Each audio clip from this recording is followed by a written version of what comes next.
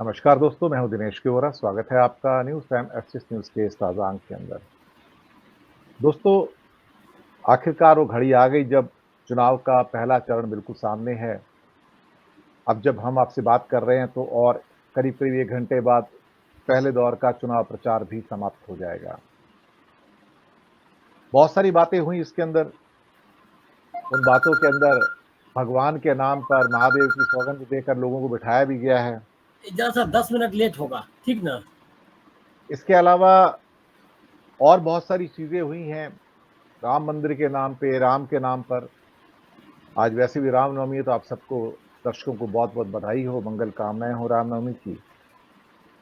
लेकिन कहीं न कहीं बहुत कुछ ऐसा घटा जहाँ पर राजनेताओं ने खुलेआम धर्म का सहारा लिया। सुरजेवाला ने थोड़ा बहुत कुछ बोला तो 48 घंटे के लिए उनको बैन कर दिया गया कि आप कोई प्रचार-प्रसार कर नहीं सकते। लेकिन शायद उसी चुनाव आयोग को क्या कहते हैं कि कुछ मुख्यमंत्रियों की महादेव की सौगंध याद नहीं आई या राम के नाम पर वोट माँगे गए, वो भी याद नहीं आए। डेमोक्रेटिक बैकस्लाइडिंग चैथम हाउस की रिपोर्ट लंदन से आ गई, काफ़ी आज सनसनी फैली उससे। बहुत कुछ हुआ है, लेकिन अल्टीमेटली जनता अपना मन तो बना चुकी है। वो जो फ्लोटिंग वोटर्स थे, उनके माइंड भी अब फिक्स हो चुके हैं। सोशल मीडिया आज की तारीख में शायद इतनी मुखरता से सामने है और अपने विचारों को इस खुले रूप में एक मूर्त रूप दे रहा है कि हम भी हैरान हैं कि जिस ढंग से open go back Modi, boycott Modi, down down Modi, Modi ने किया क्या, 10 साल में बर्बाद किया है। ये चीज़ें अक्सर सुनने में नहीं आती, लेकिन जैसे-जैसे चुनाव नज़दीक आए, इस किस्म के वाक्य कॉमन होते चले गए और उसकी घबराहट, बौखलाहट, तिलमिलाहट मोदी जी के एक इंटरव्यू में परिलक्षित हुई कि आम खाओ काट के खाओगे या चूस के खाओगे। एएनआई का एक महिला नेत्री, क्या नाम है उनका, जो उनकी मालिक है एएनआई की, स्मिता उन्होंने प्रकाश। जी, स्मिता प्रकाश।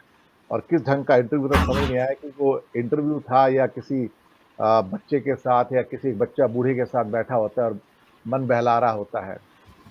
लेकिन हाँ, जिस ढंग से मोदी बात कर रहे थे और अपने आप को डिफेंड कर रहे थे विभिन्न इश्यूज़ के ऊपर और कोई भी ऐसा कटाक्ष वाला क्वेश्चन नहीं था, किसी क्वेश्चन आंसर के ऊपर कोई क्वेश्चन नहीं था, वो तो एक आम रीति बन गई है। लेकिन अब दर्शक परसों जाएँगे, अपने मत का जो उनका अधिकार है उसका उपयोग करेंगे और 100 से अधिक सीटें, ऑलमोस्ट आप समझिए कि 18% के आसपास जो सीटें हैं उनका निर्धारण 19 तारीख को हो जाएगा। हालाँकि एक चीज़ मुझे बहुत खली, जिसे क्या कहते हैं कि 26 अप्रैल के बाद तीसरा दौर 7 मई का, ये 13-14 दिन का गैप क्यों रखा गया? क्यों इतना डेलिब्रेट गैप रखा गया है? कोई इसके ऊपर बात नहीं करता, लेकिन हमने बात की इसके ऊपर कि अल्टीमेटली 13-14 दिन का गैप एक दौर और दूसरे दौर में रखने का औचित्य क्या था?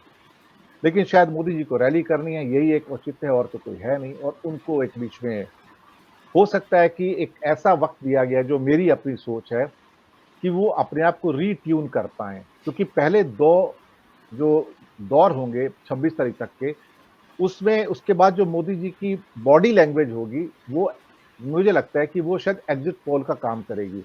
उस समय जो मोदी की जो बॉडी लैंग्वेज आएगी, वो आपको बता देगी कि पहले 2 चरणों का परिणाम किस ओर गया है।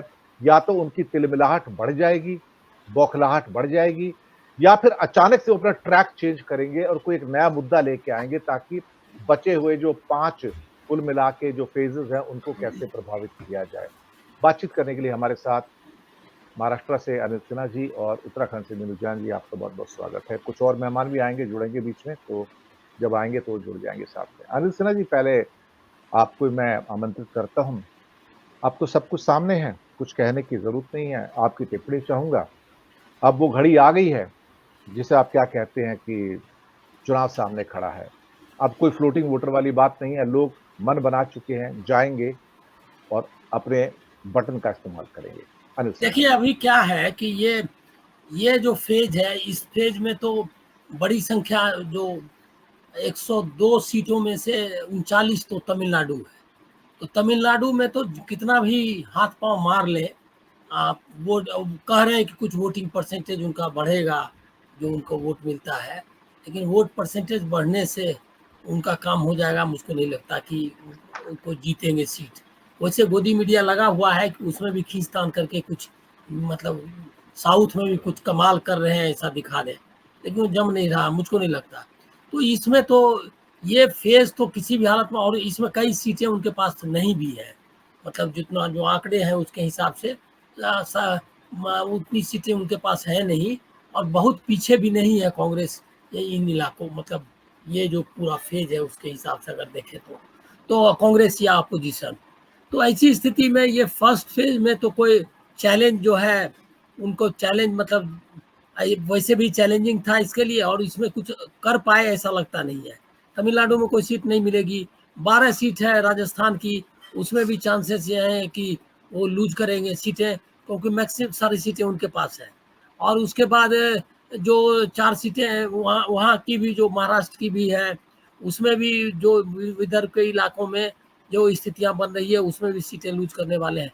तो मैं देख रहा हूँ ये कि अच्छा नॉर्थ ईस्ट में सीटें हैं, कुछ आसाम में है होंगी, और उसके 5 शायद मेरे ख्याल में इस फेज में आसाम की सीटें हैं, और बाकी छोटे छोटे राज्यों की सीटें हैं, अरुणाचल, मिजोरम, मेघालय, त्रिपुरा, मणिपुर। तो आपको क्या लगता है कि इतना, हालांकि उन्होंने जैसे मणिपुर है या त्रिपुरा है उसके समाज को पूरी तरह विभाजित कर दिया है, तो इसीलिए वो उसके आधार पर काउंट कर रहे हैं, लेकिन मुझको लगता है कि नॉर्थ ईस्ट में भी मतलब कहीं न कहीं उनके पिछड़ने के चांसेस हैं, मतलब जो सीटें पहले से हैं उसमें तो नहीं आएंगी, और रीजनल पार्टीज जो इलाके में है वहाँ तो उनका ही रहने वाला है। तो मैं देख, और बंगाल में जो सीटें हैं, नॉर्थ बंगाल की सीटें, नॉर्थ बंगाल में भी मुझको नहीं लगता कि इस बार वो जो जितनी सीटें ली हैं उन्होंने पिछली बार वो इस तरह ले पाएंगे। तो ये इन परिस्थितियों में जो इंडिया गठबंधन की नैरेटिव बनी है, सबसे बड़ी बात है कि 2019 और इसमें यही फर्क है कि अपोजिशन की कोई यूनाइटेड नैरेटिव नहीं थी। दूसरा है कि मोदी जी का चेहरा जो भ्रष्टाचार का चेहरा है, वो इलेक्टोरल बॉन्ड जैसे स्कीम में रफायल की कोशिश की थी, राहुल गांधी ने चौकीदार चोर है और रफायल के मुद्दे को उठाया था बहुत दम के साथ, लेकिन वो क्लिक नहीं हुआ, क्योंकि उस समय तक राहुल गांधी खुद ही इतने कमजोर थे, मतलब हैसियत के हिसाब से उनको पप्पू बना के रखा हुआ था, उनकी बात का कोई मतलब, उनको लग रहा था कि वो स्ट्रगलर है इस टाइप के लिए। अभी इस बार वो स्ट्रगलर नहीं है।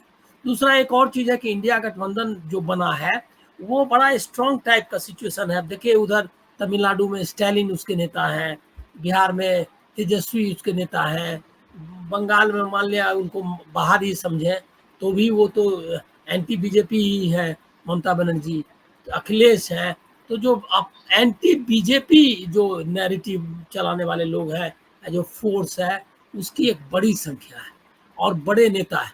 अभी आप देख लीजिए, या कई लोगों को ये मेरे दिमाग में भी आता था कि क्यों ये 7 फेज के इलेक्शन हुए हैं।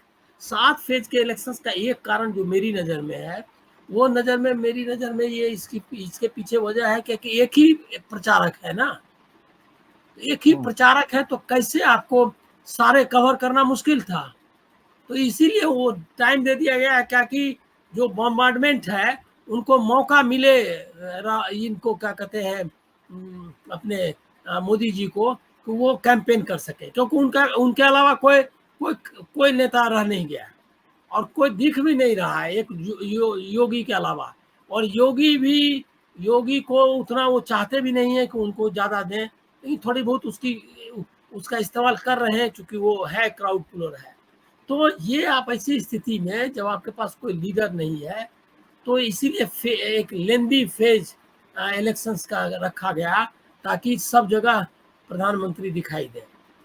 तो और लेकिन अब जो बॉडी लैंग्वेज आप बोल रहे हैं कि फेज 2 फेज होने के बाद उस बॉडी लैंग्वेज का कुछ अंदाजा आप अभी भी लगा सकते हैं। आप एक थकान सी या एक बेजान सी जो है उनकी उनके व्यक्तित्व में चीजें आप दिखाई देखते हैं। और लोगों को बोले थे कि हाँ, आज ही का मैं देख रहा था कि बोल रहे थे कि ये तो दिखाई दे रहा है जो यहाँ की भीड़ है उसे, कि 400 हम किस तरह पार करेंगे, 4 जून 400 पार। और बोले थे हम, मैं 4 जून, तो उधर से 400 पार का कोई आवाज नहीं आ रही थी, लोग एकदम चुपचाप दिखाई दे रहे थे।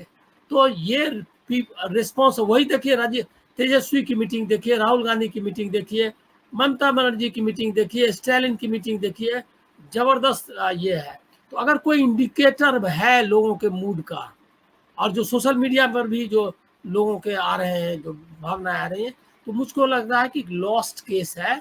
लेकिन अभी आप दो तीन चीजें उनके पक्ष में है। ईडी, सीबीआई, जो उनके एलाइज हैं, जो रियल एलाइज हैं, वो अभी भी उनके साथ है। इलेक्शन कमीशन सबसे ज्यादा। तो ये है चैलेंज है इंडिया गठबंधन का, ये मानना पड़ेगा। जी, बहुत-बहुत धन्यवाद आपका और इस बीच विवेक देशपांडे जी भी जुड़ गए हैं, आपका भी बहुत-बहुत स्वागत है और नमस्कार। मैं आता हूँ मीनू जैन जी आपके पास।